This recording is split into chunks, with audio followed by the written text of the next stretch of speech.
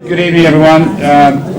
Members of the public, thank you very much for coming. Welcome to Council tonight. And please, could we have apologies, please, Jack?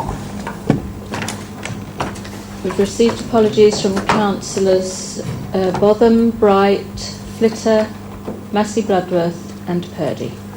Okay, are there any others? I think Joe Wild as well, please. Any others around the table? No, thank you very much. Okay, if we can move on to all these pieces of paper, public participation, and we have Vicky Rains to speak first, please. Mrs. Rains. Here it is, yeah. 3 minutes, please. I think you know the form. Thank you.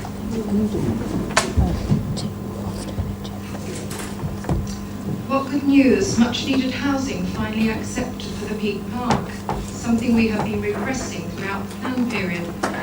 Naively, we thought this might bring the housing numbers down outside the park. 427,000 allocated by Derbyshire Dales for the development of social homes in Bath.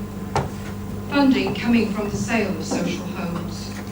How much of this money came from the sale of social homes in the Peak Park? We're informed much work has taken place to agree materials, design features, and much of the Council's contribution is going to fund a higher design in Bakewell. Surely good design and materials should be a priority for all our planners throughout the Dales.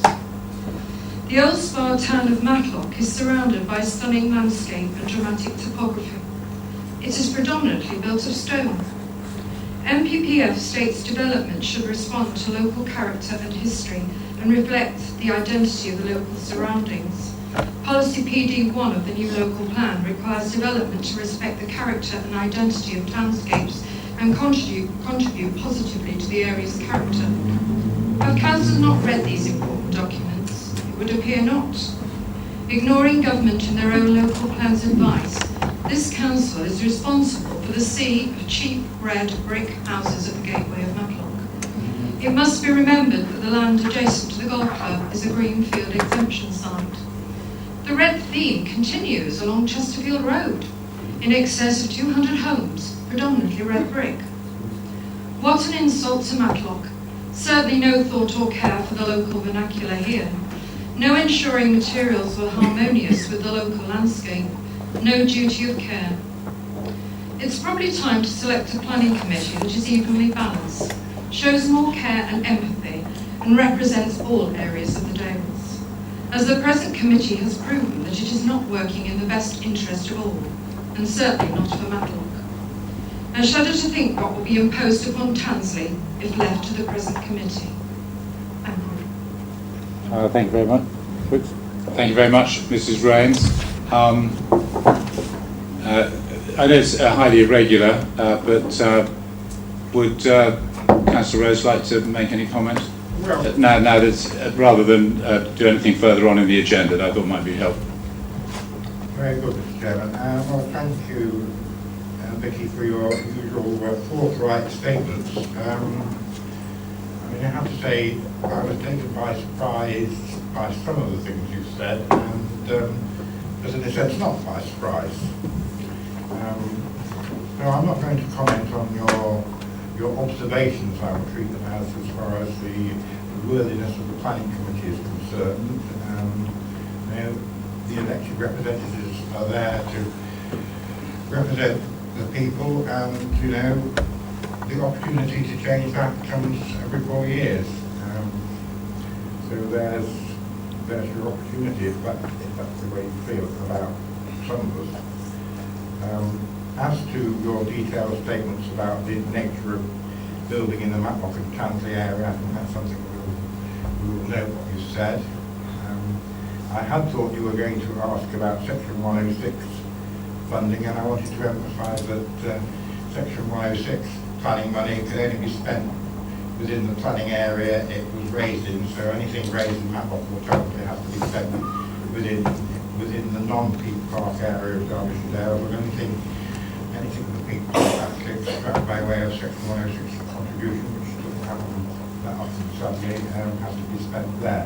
And I think I've given you a copy of the technical answer to your specific question, that the sum of £4,334,325 has come from the right to die sharing agreement in respect of houses that are in the national park area.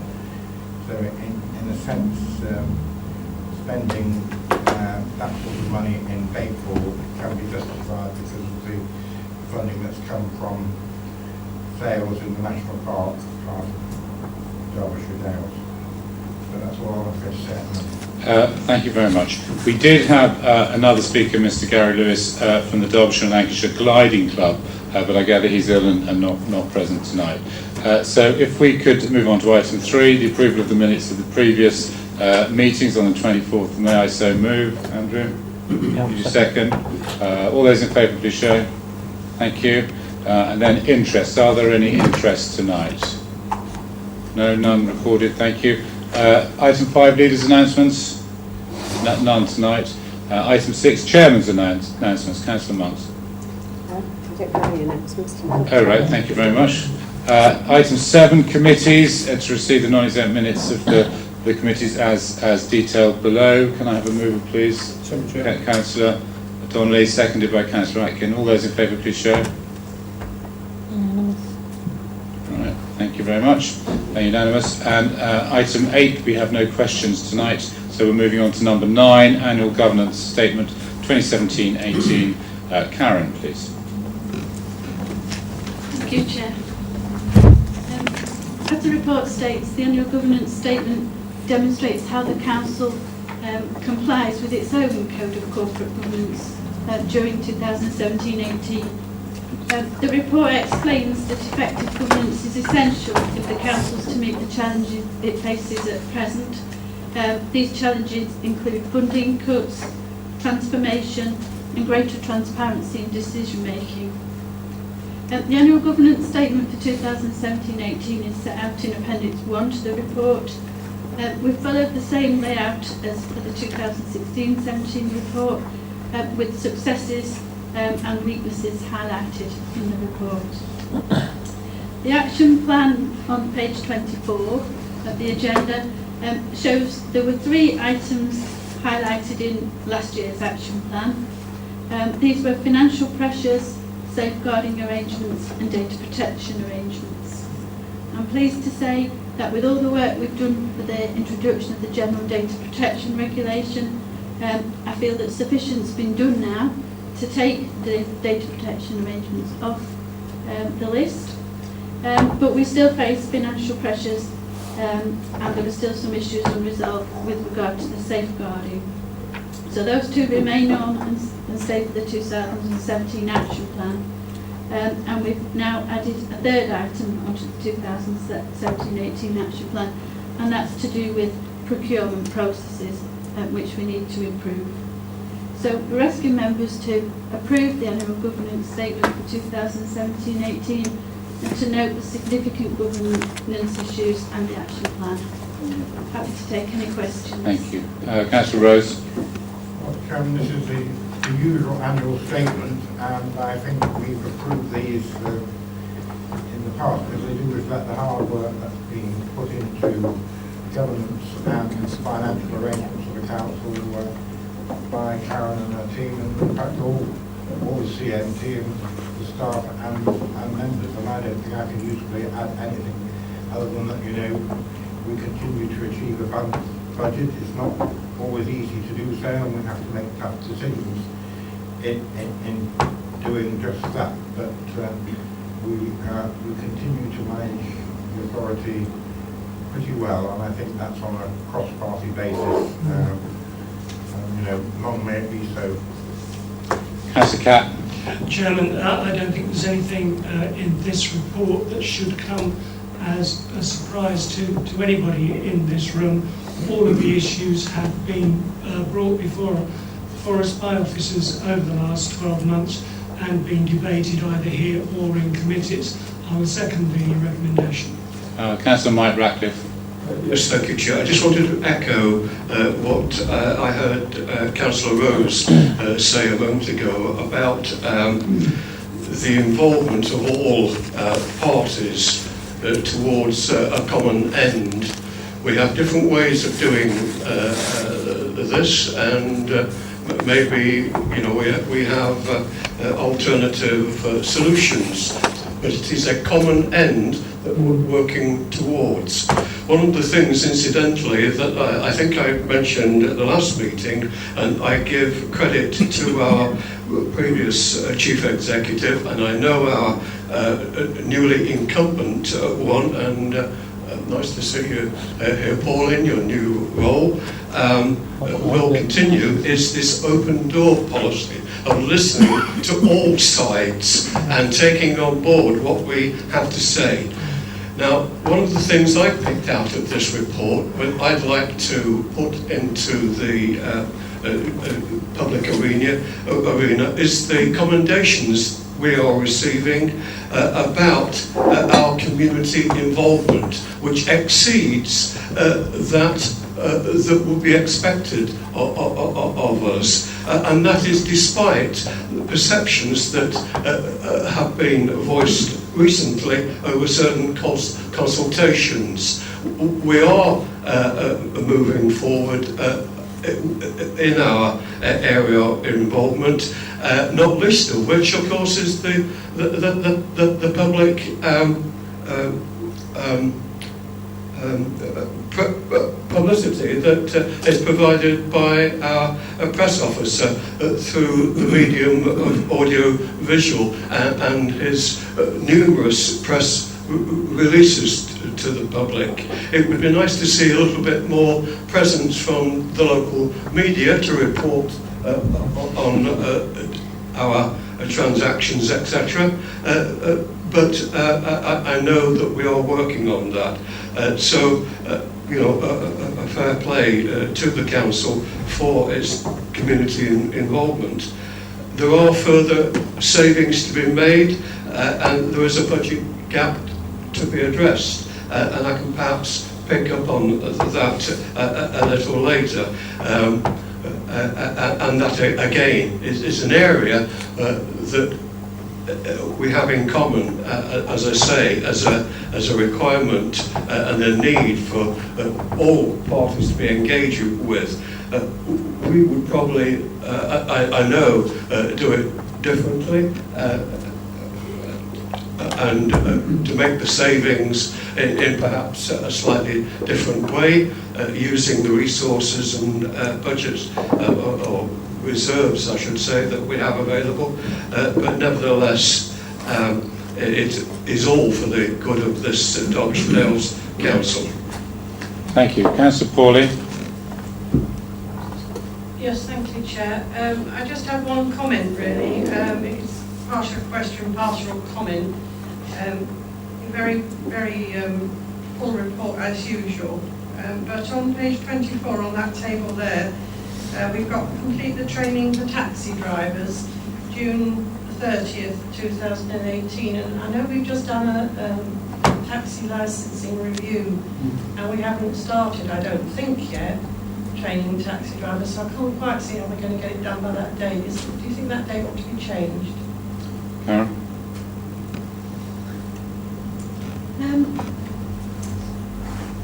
We probably, the report could be changed, but I think the intention was to start it by then, and I think that Tim's already done that.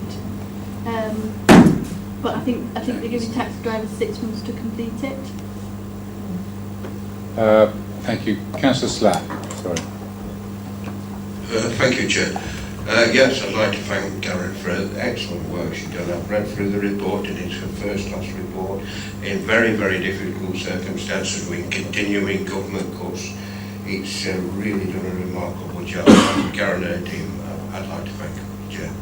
Thank you. Councillor Stevens. Yeah, obviously I support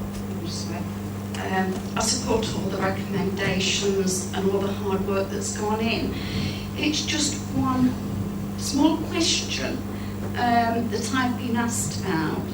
On page 11, under Principle 2, ensuring openness and comprehensive stakeholder engagement, it states, under the success and areas for improvement, during 2017-18, we introduced regular meetings with larger town and parish councils to ensure that we work more closely. Now, I've been asked if we can explain the criteria for a parish to be considered as a larger parish and included on the list for regular meetings. And also, are the meetings to be set as regular meetings for all town and parishes on fixed dates, or will they be arranged as and when necessary? Okay, I think Paul can answer this one. Yes, thank you, Chairman. This was an initiative introduced by the Chief Executive and the Corporate Leadership Team, primarily because most of the engagement that the District Council has in terms of activities and shared responsibilities is with the larger town councils. The initiative was taken whereby those town councils would be given a nominated head of service to direct their service requests through.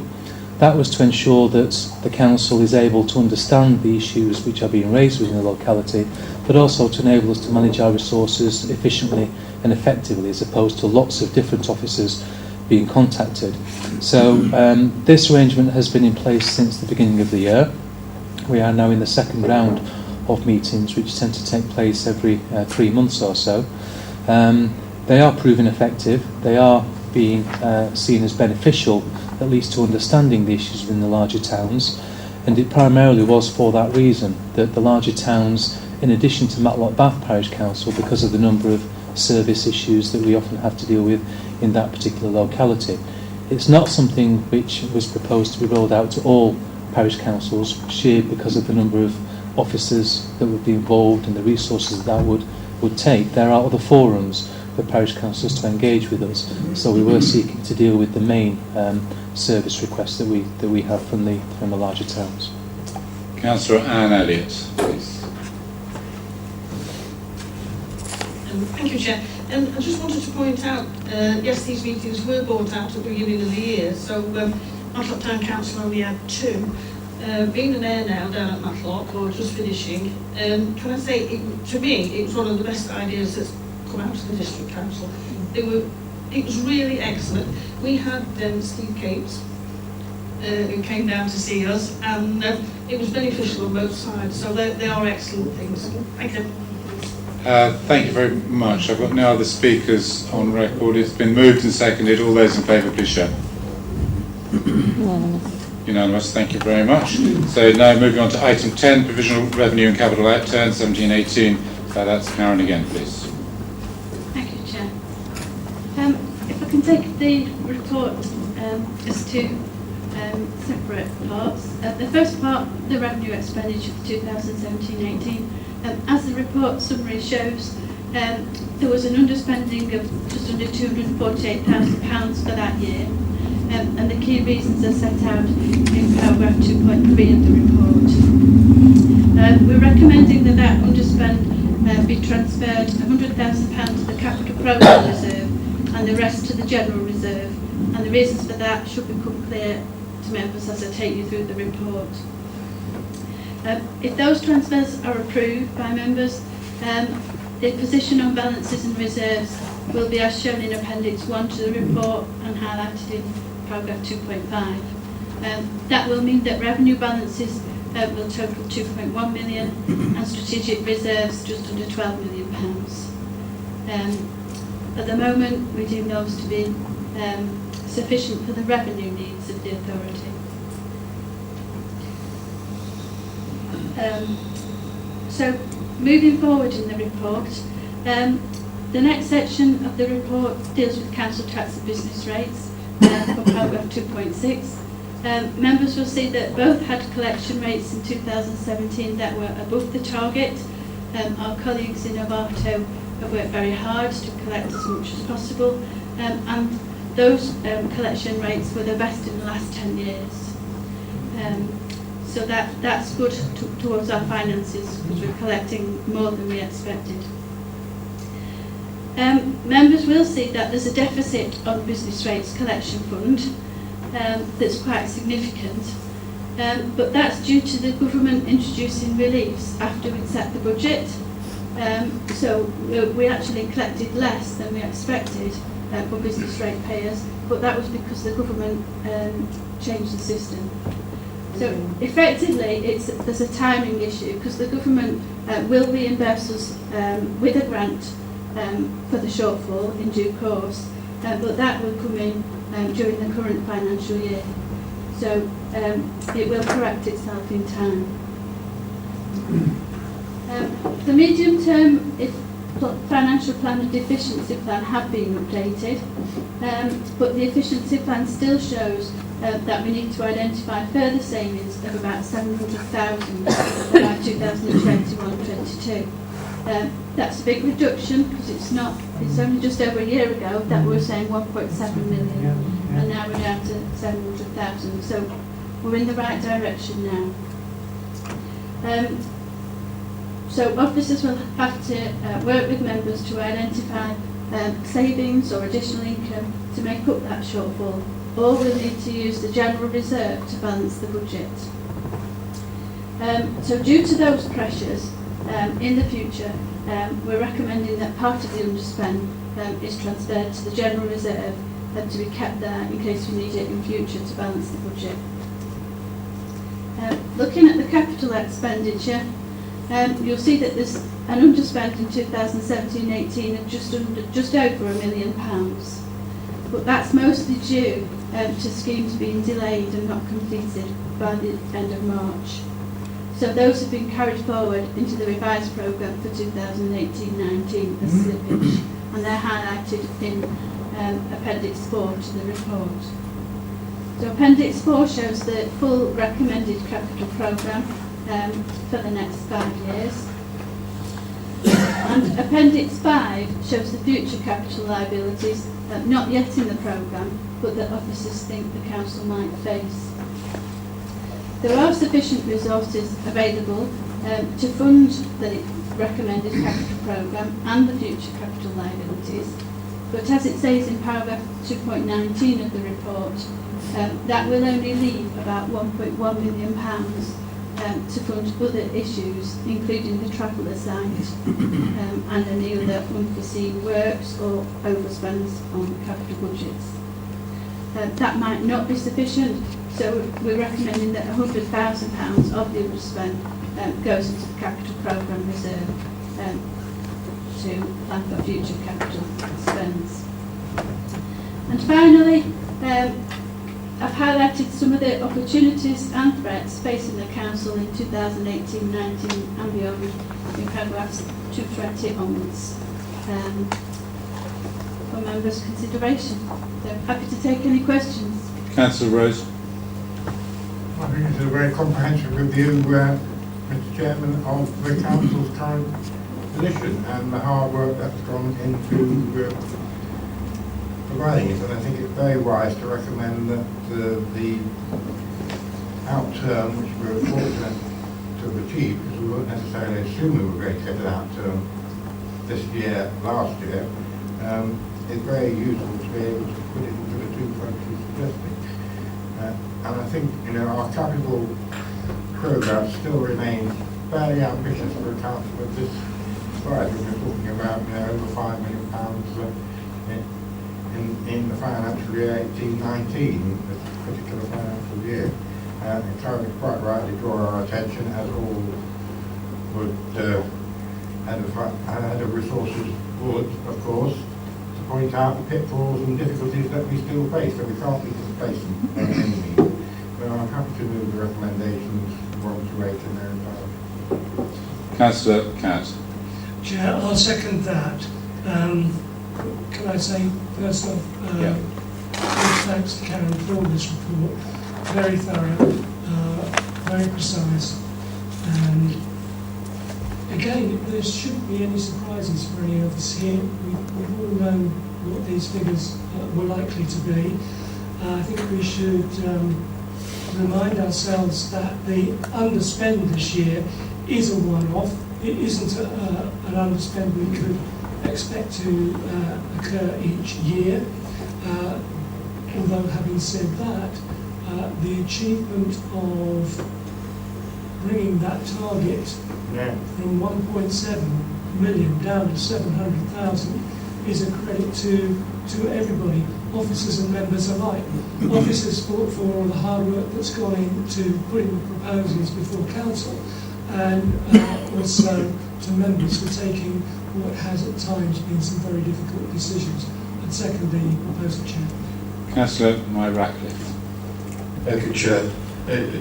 Just to again reiterate this point about the ongoing need to make savings that are being imposed upon us, that are not our fault, and we're having to respond to them by trying to find monies that we inevitably are having to take from areas that we would like, in fact, to actually invest in, if at all possible, and improve. There have been no service cuts, let me say, but nevertheless, it goes without saying that perhaps that service might have inevitably been better provided, or at least enhanced, if we had the money to invest. And certainly our capital programme would have been proactive rather than maintenance dominated. I want to ask a question, if I may, and then I want to make another comment. My question is really about the information in Appendix 5. We have had now, to my knowledge, for 2, possibly even 2 years, lingering in the background, uncosted capital potentials there that could affect our budget. One particular one goes without saying, because it's an obligation that we have to fulfill, and it's in the local plan. Is it not time that we had a properly detailed potential costing of the potential expenditure on at least that item, so that we can set the money aside, or at least start to look where we can raise it? I'm going to ask Paul to answer that. Karen would answer that just to begin with, yeah, or even Paul, yeah, we'll go because you know what I'm talking about, I assume. Absolutely, Chairman. Yeah. I think every member in the room does also. Clearly, we do have obligations to meet on that particular issue, and I can inform members that a report will be coming forward to Council in the next 2 months. Oh, right. I'm really pleased to hear that. Thank you. That is good news, because I can't wait to see it resolved, or at least begin, so that it is concluded. Right. My comment now, there are many who would say to me, in perhaps reply to some of the challenges I make about budget, etc., why don't you set the budget then? But I don't think that's necessarily my duty, or our duty as an opposition group. We are here as much as anything to challenge, but nevertheless to make it plain that there are things that we would do differently. Now, one of the things that immediately caught my attention was the fact that our reserves are increasing by £1.6 million. We have a £247,000 underspend this year. We are putting over 100,000 into the capital programme. It seems to me that this is one of the ways that I would have done things slightly differently, because I would have used some of that money to actually, and even before now, to have used on at least bringing about essential maintenance on those toilets that we are now wanting and have in part given up on. And then have looked at ways that we could have recouped that money. But it seems to me that there is a political choice here. Karen does an absolutely fantastic job. We all say that. But at the end of the day, officers work with some political direction. And the political direction, unfortunately, recently has been to try and save money, often, I think, with some community impact, that I would have not made that choice. But I'm not saying that I would not have ultimately been faced with the need to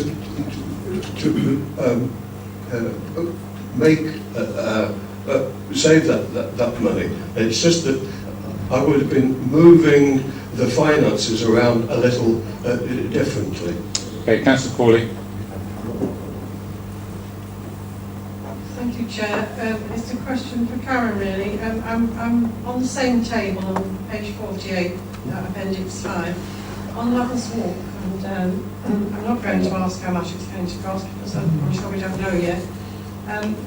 But knowing that this site and the work that we've got to do there involves sites of scientific interest, obviously the costs are going to be more burdensome than they would be if it wasn't. And I'm wondering, and I don't know the answer to this, is there any way that we work with other bodies to try to get them to do some of the funding? If it's as in this particular interest, we are going to incur more costs simply because we're trying to meet their criteria. Who'd like to answer this one? Paul. Thank you, Chair. The issue with Lovers Walks, as members will recall, a number of years ago we did some remedial works to stabilise the rock faces there following a rockfall incident prior to illuminations. The works that were undertaken were guaranteed to stabilise those faces for at least 5 years. We're not quite yet at that 5 years, I think we're probably 4 years in now. So we are keeping them under review, the anticipation being that we will need to revisit that site again and have a similar survey done, and it will only be the survey which then dictates what further remedial works may or may not be necessary. So that's why there's no figure attached in there. But in terms of joint working, absolutely. You know, we do intend to work with Natural England and the Wildlife Trust and various other bodies to make sure that not only the work's done appropriately, but they're done in the most sensitive way and the most cost-effective way for this council. Councillor Irene Ratcliffe.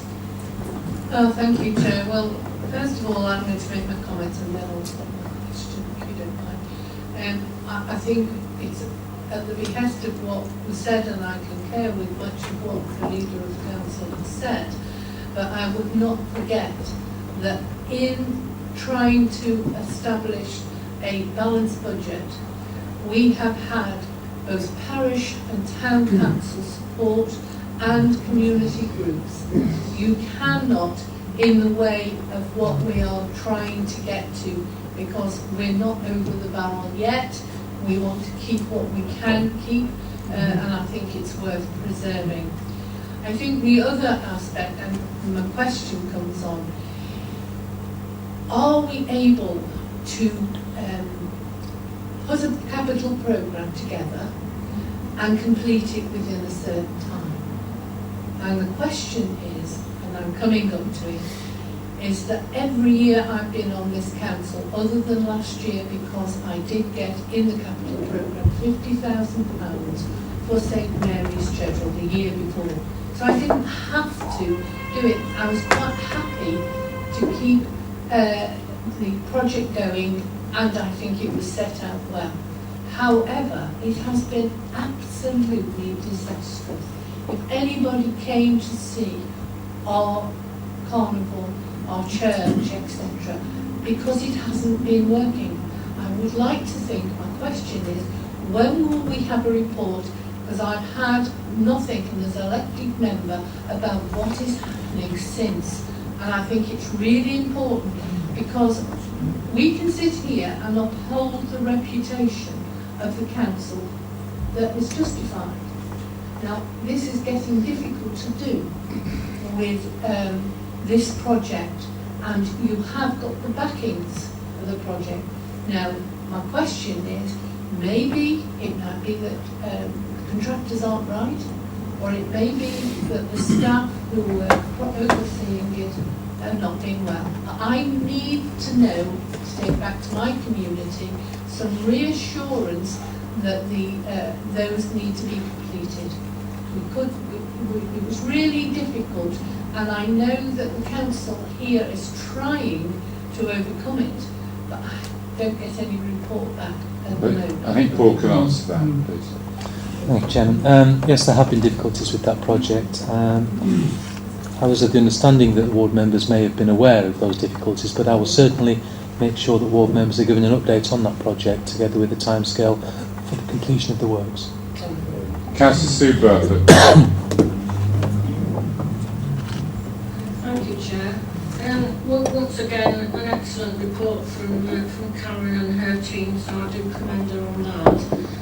I agree with, I think, nearly everything that Councillor Mike Ratcliffe said. Well, just to pick out a few points before I ask a specific question. I am going to make the point that I've made many times, I think, and that is that our lack of maintenance and repair to some of our buildings have led us to some of the problems that we've got today. And I would be quite parochial and pick out the toilets at Forley's play area, where I'm absolutely convinced that if they'd been maintained to a standard, we would not be in the position that we're in today. The same thing is happening at the county, I have to say, where they've actually specified that they will not be maintaining buildings. I realise every council is in the position that they are in, but let us say from this side of the room that the government down in Westminster is not of our choosing, so things would be done differently. But if I could just ask a question about the pedestrian footbridge at our leisure centre. I notice we've got a figure of 35,000. Will any of that money be reimbursed to us because of faulty equipment and materials by our contractor? Are we going to get any of that back? I think we can ask Paul on this one, please. Chairman, there are discussions taking place between our colleagues in legal and the contractors who constructed ARC, and I'm not able to advise on whether they are likely to result in a positive outcome or not. It's too early to say, but the Council is certainly pursuing the issue. Thank you. Councillor Slack. Thank you, Chair. I agree with many of the things Mike Radcliffe and Sue Burford have just said. One equation I would like to bring into the programme is that over the many years now we've seen a reduction in staff, and some of the savings have been mainly due to reduction in staff, but there's a limit to how staff can be reduced, and I think they're very, very overworked, the staff are, and I think we're to that limit. Also, which brings into the equation that town and parish councils have taken over certain services. We say services haven't been cut. They haven't been cut because Works Town Council stepped in and taken over the market and the toilets, and other councils are considering doing the same. And it's only by community involvement from the Town Council and parish that we are just about saving the services. But it can't continue forever. The government, I don't know how far the government's going to go with continuing courts every year. I don't know where we'll finish up, but we've done very well so far. Karen and her team have done excellent well, thank you. So, but my worry is that we can't rely on town councils and communities to take up the slack, as we have done over the last few years. There's a limit to how far we can go. So we might have to look at other ways, Jim. Thank you. Thank you very much. Got nobody. Oh, Councillor Finesse. Yeah, thank you, Chair. Councillor Mike Ratcliffe and I sit on the Avato board, and we had a very lively meeting yesterday. It was made clear to us about the Chesterfield council situation. and that they will be ending the contract with Arto in 2020. So I mean, it looks as though probably our best possibility, because Arto cannot offer us the same terms that we're getting at the moment if we go on our own. So it looks as though the best possibility is to get an agreement with Chesterfield Borough Council to tie in with whatever arrangement they are making, which won't involve Arto in future. But just a question for Karen, is there any other alternative to that? And how far have you discussed this with Chesterfield so far? We've only had very brief discussions with Chesterfield. So far, they only made the decision and have informed Arto Andrews in the last few days.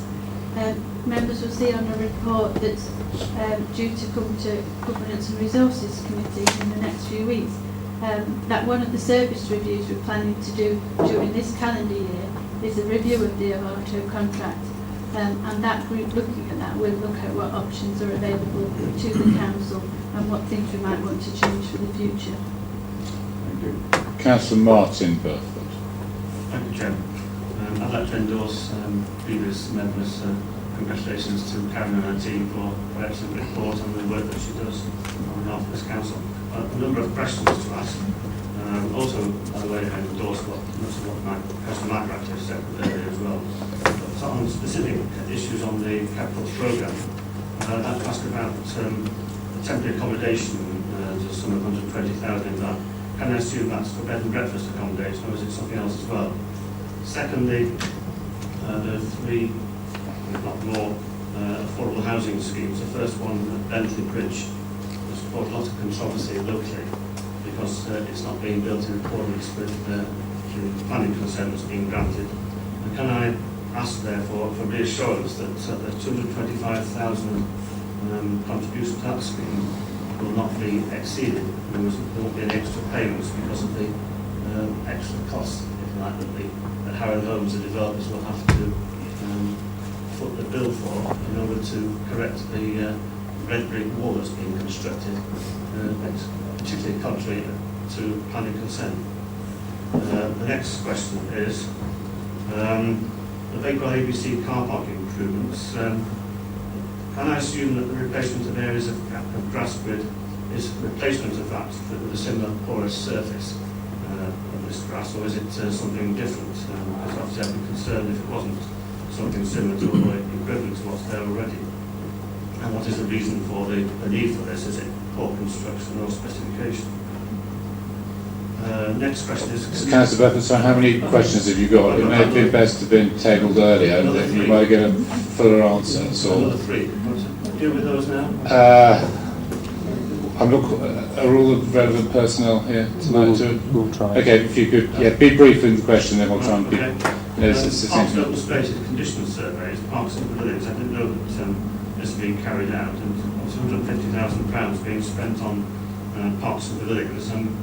What exactly is this? Is it over the whole district, or is it specific schemes? A small number of specific schemes that are quite expensive on their own. The next one is the Hallleys Park Ranger Station.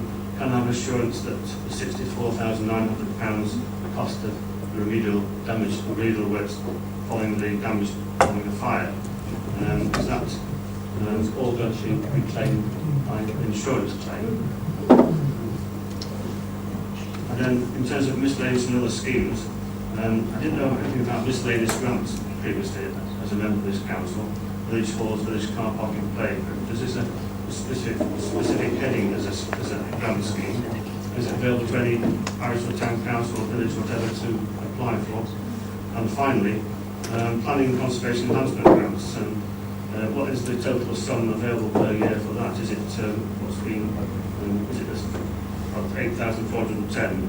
But what is the annual limit of that particular fund? It's something that obviously being reduced over many years, over several years in fact. It's something that most councils, I suspect, up and down the country have reduced because of budget restrictions. Okay, I think Paul's happy to answer some of them, and it may be easier to give a written thing later, because it's got a lot of detail there, I suspect, and that's why it's not in the report. Anyway, Paul. Thank you, Chairman. If I can work from the bottom up in terms of those. The last one, planning conservation enhancement schemes, This is a partnership scheme the District Council has operated for many years in conjunction with Derbyshire County Council regarding to the Cromford Conservation Area, and the partnership in conservation area sort of scheme which enables property owners to improve properties with some degree of grant assistance. The budget is normally £5,500 per year. It's slightly higher because there is an underspend and a carry forward. In terms of the miscellaneous grants, the village halls, village car parks, this is a series of grant schemes the council has operated for many years. They've just all been brought together into one pot, and that scheme effectively has been in existence, and bids can be made to it for improvements which qualify. In terms of the Hawleys Park Ranger Station, that was to deal with the fire damage, and that was an insured building, and the council will be seeking to recover from the insurance on that basis.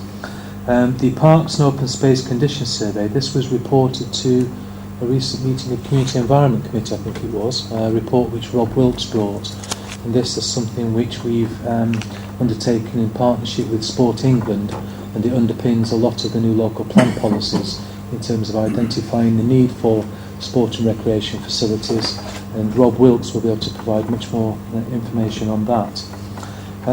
In terms of the Bakewell ABC and car park improvements, it's not so much the replacement of existing surface, it's to deal with issues of rainwater runoff either side of Agricultural Way, and that's an issue which Bakewell Show Committee have been working with the council with for some time.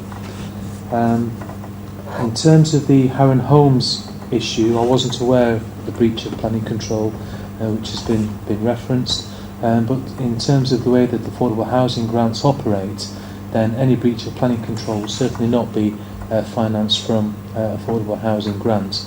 That sum of money would be fixed. And finally, in terms of the temporary accommodation, Matlock and Ashbourne, I think that is to deal with on-site accommodation for homeless persons. I think it's the partnership scheme which we're working with the Housing Association with to provide relief accommodation on a rolling basis. But if Councillor Burfoot requires any more detailed information than that, I'm happy to obtain information from him. I think we should also remember, members, that Paul starts his new job tomorrow.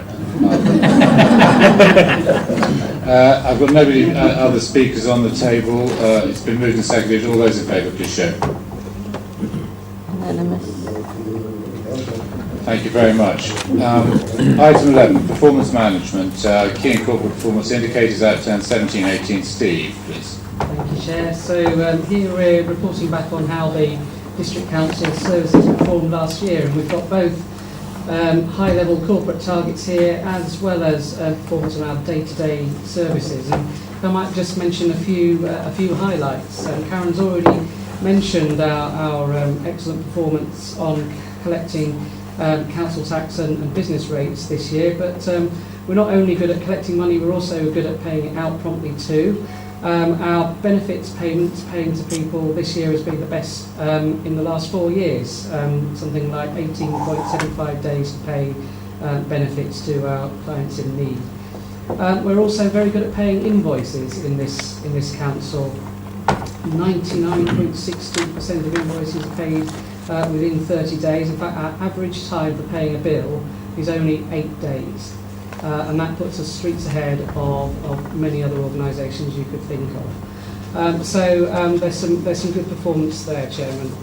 In terms of some of the areas where we've done less well, members will know that business advice is one of the services that we're very proud of here. So the fact that we can't show green performance across all of that is a pity. And the reason for that is, as set out in the report, it's because to meet the EU funding requirements, you have to give a minimum of 12 hours support to each business in order to qualify it as a supported business. We support a lot more than that, but we don't necessarily give them all 12 hours support because they don't need it. So we haven't hit the target in terms of the administrative numbers, but we have done a lot better, in fact, in terms of business support. We've helped Dales businesses to gain over £290,000 in external funding over the past year. And members will also note that sickness monitoring, our sickness target didn't We didn't quite reach it last year. However, we did reduce our sick levels last year by over 11.5%. So although we didn't quite hit our target, it is improving in the right direction. I think that's a trend with a lot of these indicators, Chairman. Councillor Stevens. Thank you, Chair. Well, I'd like to add my congratulations to the team, including Steve. There's a lot of detail that goes into this report, as does in all the reports that they bring to us. And I know we all like to see green on everything, but that's not what it's necessarily all about. The performance management scheme is the means by which we understand how well our services are performing. And by we, I mean members as well as the officers and the public. They can view for themselves. It demonstrates whether we're on target, it highlights good performance, and where improvements are required, it helps us achieve this by setting out and monitoring actions that we need to follow. And it is good management, and it demonstrates that the council knows what its priorities are, what it's aiming for, what it must do to achieve these aims, how it measures progress, and when it is appropriate to take remedial action to address underperformance. And I think if you've read this report in detail, it does exactly that. So well done to the team, and I'm happy to move the recommendations. Councillor Hobson. I'm happy to second the recommendation and echo Councillor Stevens' comments. It's a very comprehensive report. Pleased to note all this good work that's been done in these areas. I'm sure members will also be pleased to note that progress will be monitored quarterly by the service heads and the corporate leadership team, and they will be reporting back to us. Councillor Mike Ratcliffe. Yes, thank you, Chair. I thought Councillor Stevens gave a very good resume of the importance of this report and indeed of the monitoring that goes on there. And I think we should never forget that overall this council punches above its weight and has consistently good performance outturns. It's unfortunate that in a report like this your attention can be drawn somewhat askew to look up and focus on the red items, of which there are 8 that are listed. One of them has already been mentioned by my colleague, the railing project at St Mary's, and I would thank you, Paul, in anticipation for the report that you'll send to Worksworth ward councillors, just saying what the position is so that we can make it more widely known in our community. The second one that I want to just single out is store market occupancy that has been again around for goodness knows how long, and we never meet the targets. One is almost inclined to ask why it is that we have to continue having that particular one, when you would think that perhaps a target, something like simply keeping I don't know, a market presence where applicable and possible would be a more achievable one. I have to say, of course, that Wordsworth Market will no longer be included in this. So perhaps that will help you to realise in the future. But I just have my doubts about this, given the current economic climate that prevails in many of our high streets. These markets, really, unless they've got a very, very unique selling point, such as the farmers' market at Bakewell, are inevitably never going to realise the activity that they had all those years ago. And then finally, I just want to mention one more, which is in Paul's domain.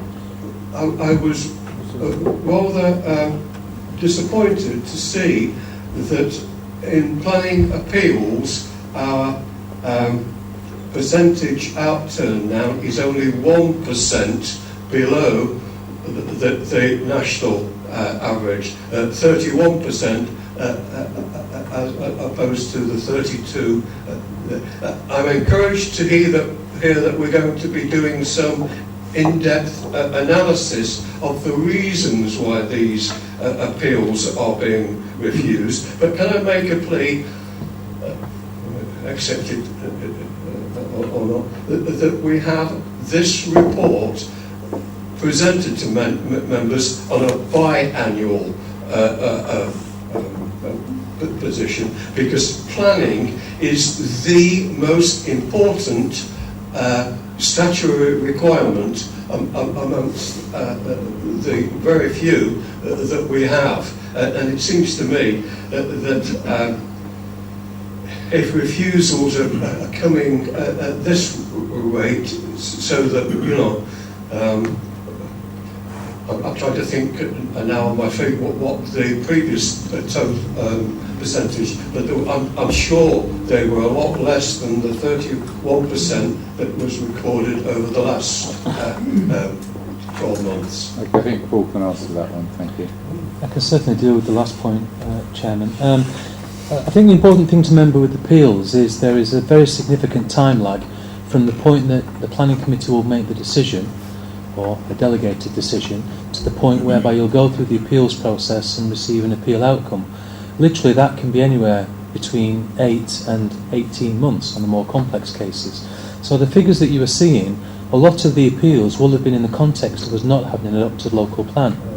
So we're in the arena of not being able to demonstrate land supply, greenfield sites coming forward, so on and so forth. So whilst disappointing that we've lost those appeals, clearly, it's not necessarily unexpected given the policy context which existed at the time. I would be more concerned if in the next 12 to 18 months we saw similar performance levels, because one would expect that the impact of the local plan will start to have a consequential reduction in the number of successful appeals against us. Councillor Slack. Thank you, Chair. I'd like to just comment on what my colleagues got on about market stalls. I think this reflects not just the market stalls, it reflects the town centres and everywhere. We see internet shopping gaining strength all the time. We see out-of-town stores growing, and we see a changing world in retail. And yesterday I went past it, Toys of Us are completely closed. It's in the cities as well as the town. And markets only follow the trend as what's going on in a local town. Things are changing. Can we stop it? I don't think so, because it's how things are. Internet shopping is here to stay, and it will grow and grow and grow. Whereas retailing in local towns will decrease, I'm afraid. I can't, though we do our best and try and prop it up, I think we're up against it, really, against modern trends. And something we might have to accept. Thank you, Chair. Thank you very much. I've got nobody else on the table to make a contribution. It's been moved and seconded. All those in favour, please show. Unanimous. Thank you very much. Moving on to number 12, business rates discretionary relief. Steve, please. Chairman, thank you.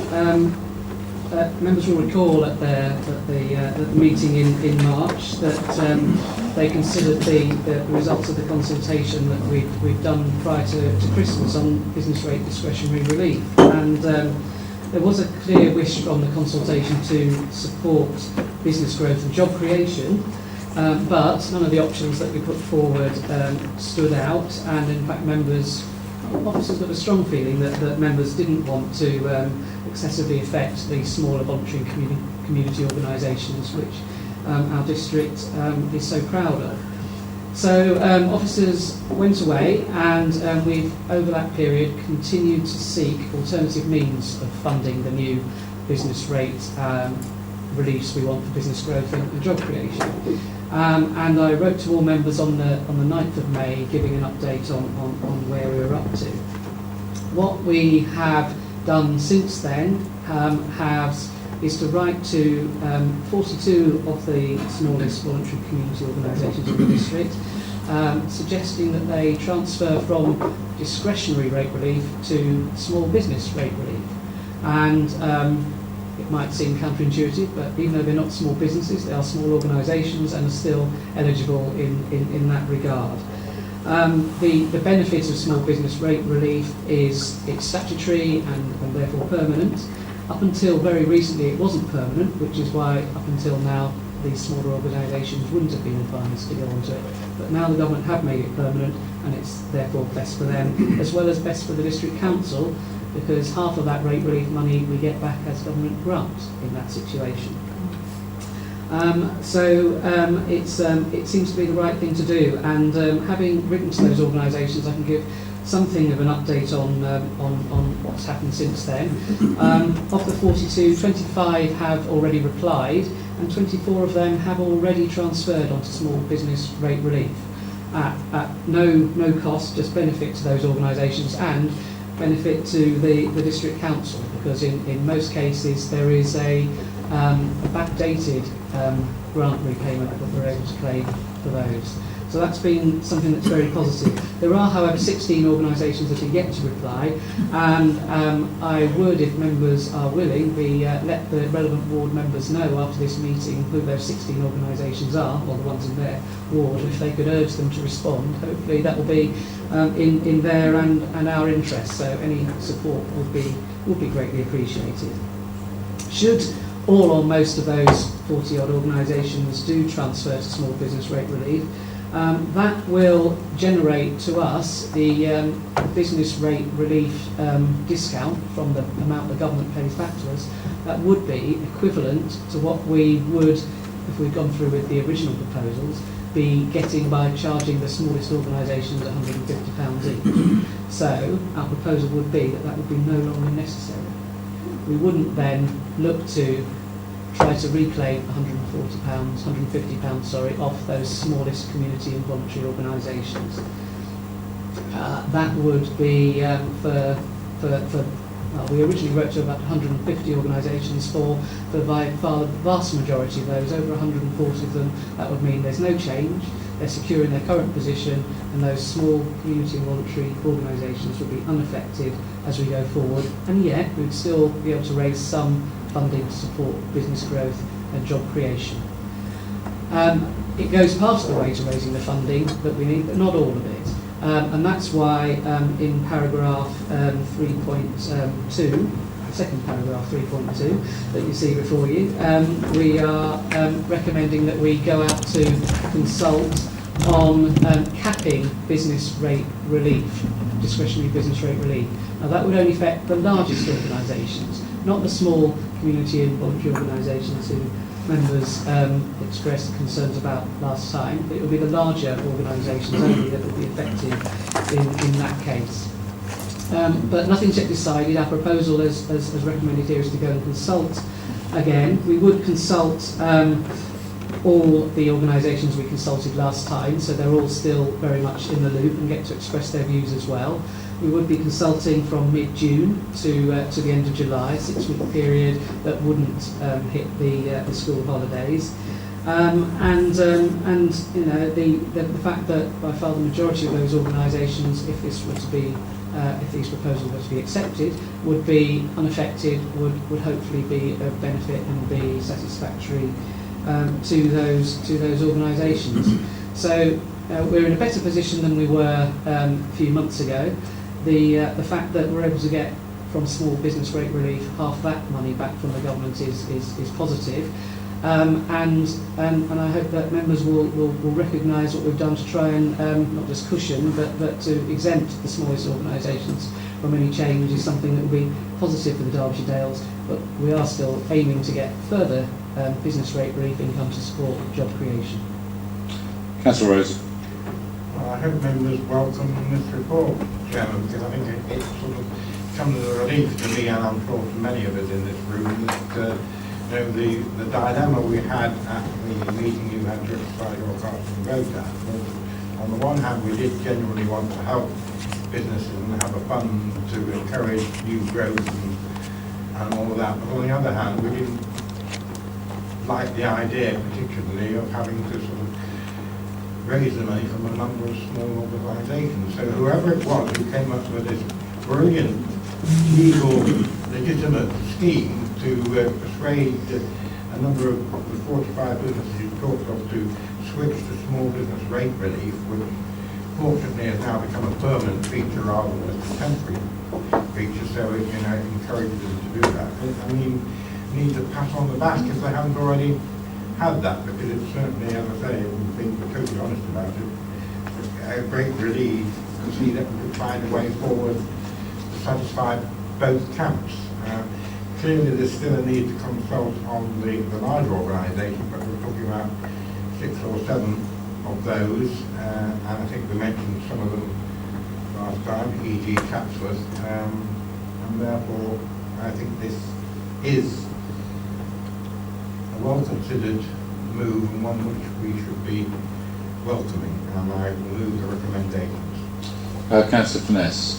Thank you, Chair. Yes, I'm very happy to second this.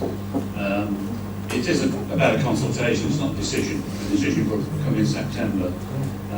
But it does give us 2 options here. Now, the Greater Club Gliding Club, which I think is probably most affected by this arrangement. Gary Lewis, the Secretary, was supposed to be speaking earlier on, but he was taken ill yesterday. But I've been in conversation with him, and he's asked me to sort of say a few words on his behalf. What he's suggesting is another alternative. I'm not proposing that as an amendment. I'm happy to recommend to support the recommendations as they are. But just to give you a flavour of the feeling, because they are very affected by this. And what he's saying is the Gliding Club is only a small, not-for-profit entity, but we are excluded from the small business rate relief due to the size of the rate of charge. This is solely due to the amount of land that's required to operate an airfield, and not a fair reflection on the turnover, etc. of the club.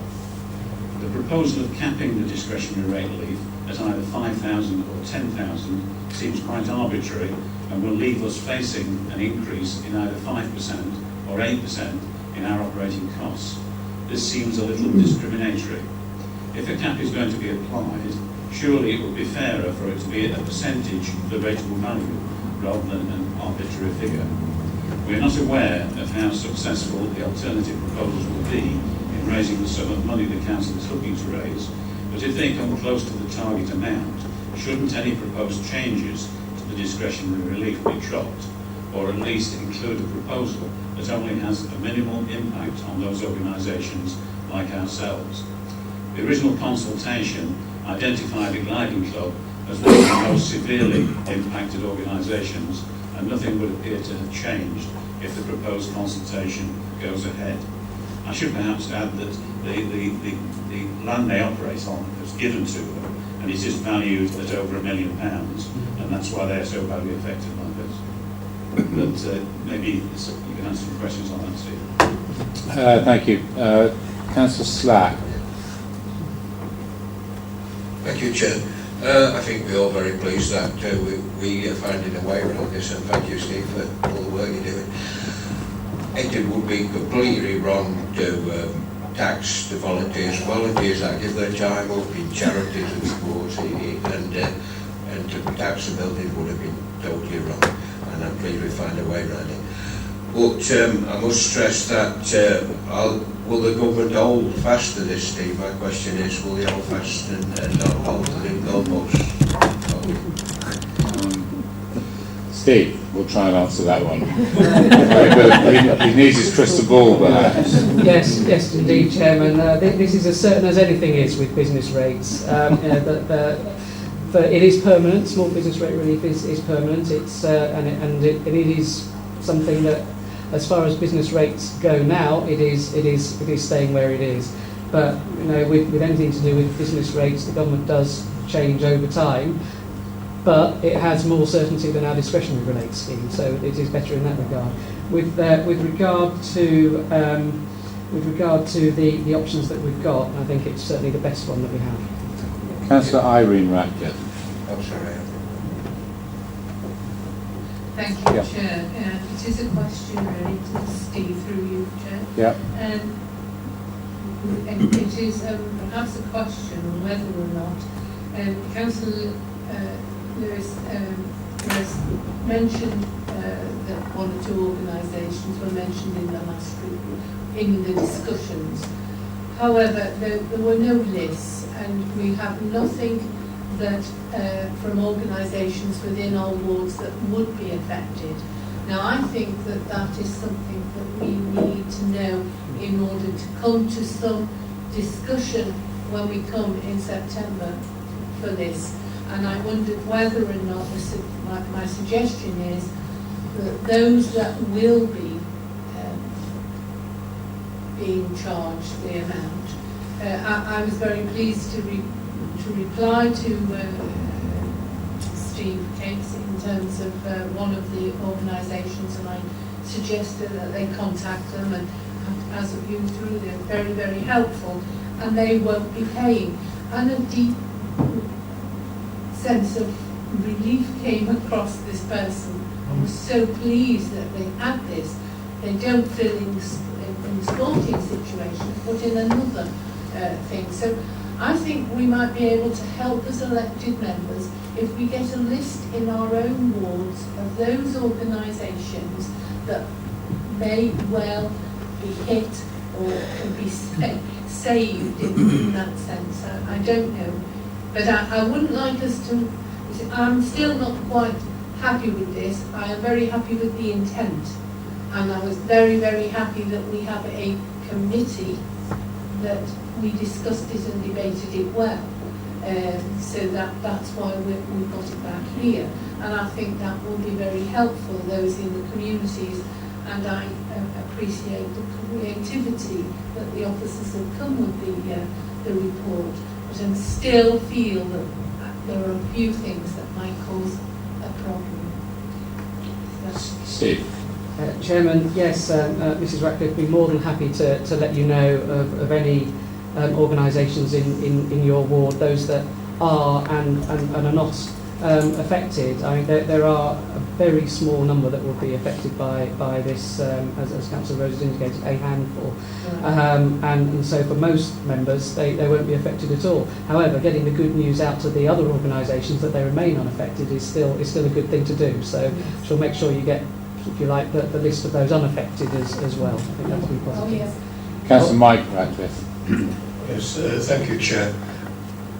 The report as presented, I'm very willing to support. My anxiety, of course, lies, if you like, in those organisations that may be caught in paragraph 3.2a. I too noticed there was two replicated.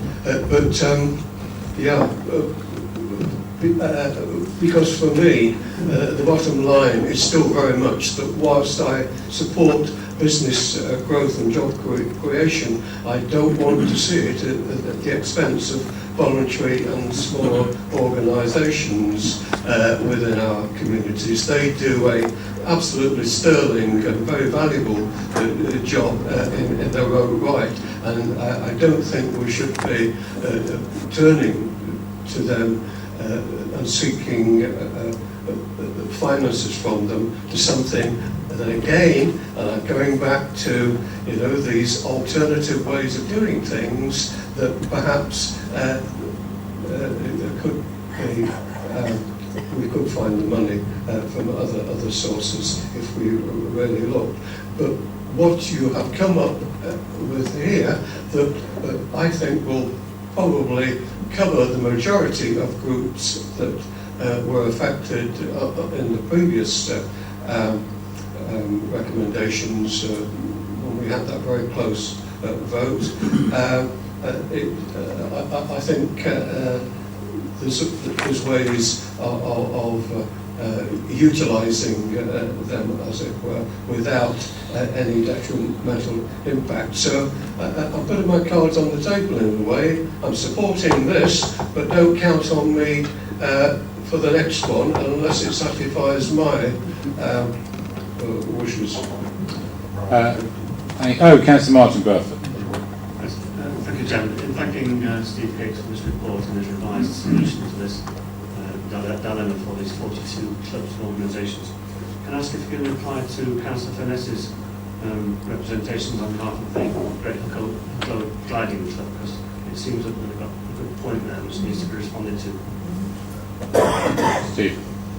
Chairman, yeah, well, and to go back to an even earlier point, in terms of the officer who came up with the good idea to look at small business rate relief, I can happily credit that with a member of the economic development team. It was in fact our small business advisor, Heather Bradford. So credit should go to her for that stroke of genius. With regard to Councillor Ratcliffe's point, I think that, as I say, there are only half a dozen organisations, and you know who one of them are because they've made a representation. The others, I think, you would be hard pressed to describe as either small or voluntary, but you will you will see if any of them are in your ward. So Councillor Burfoot, with regard to Councillor Furness's point on behalf of the Gliding Club, we will look at the percentage rateable value. I suspect that the Gliding Club might not benefit if that were to be applied, but nevertheless we will look at that amongst everything else. This isn't an easy solution, although there are far fewer organisations affected in this scenario. There are still some, and we are conscious of that. Councillor Morley. Yes, thank you, Chair. And it's the same point. Thank you very much for raising it. It's a good point.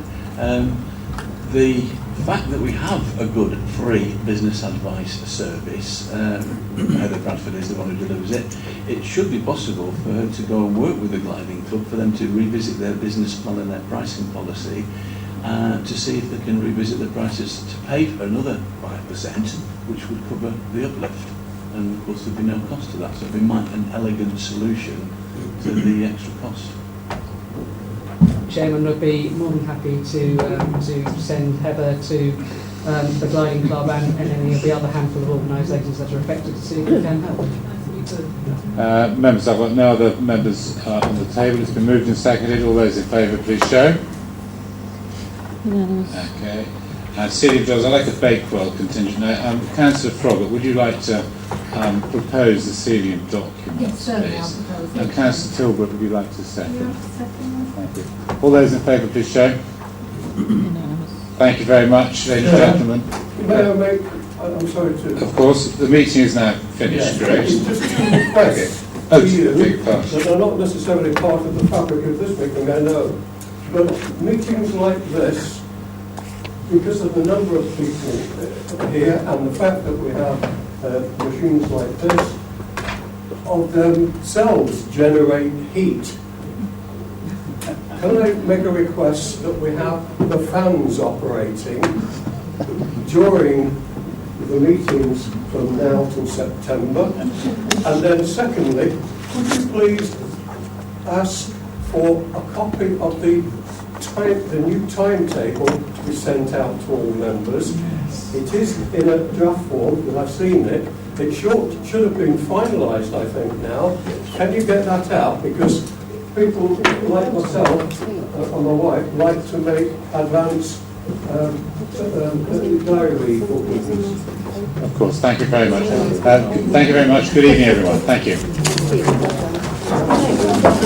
what was it? 7:20. He's out of the girl.